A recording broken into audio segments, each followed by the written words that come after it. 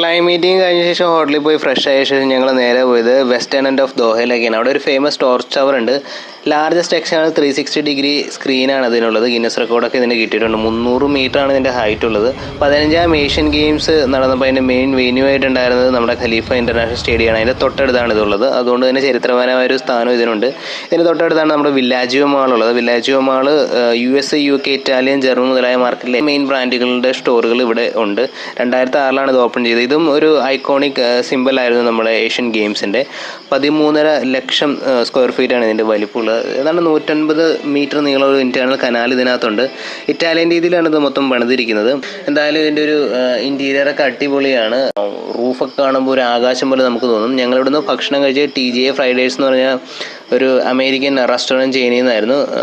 ഞങ്ങളുടെ client line and സ്പേസിൻ്റെ directors Swapnesh sir, Ramya ma'am അടിപൊളിയായിട്ട് നമ്മൾ ഹോസ്റ്റ് ചെയ്തിട്ടുണ്ടായിരുന്നു. ഞങ്ങളുടെ ഒപ്പം പാഡലിൻ്റെ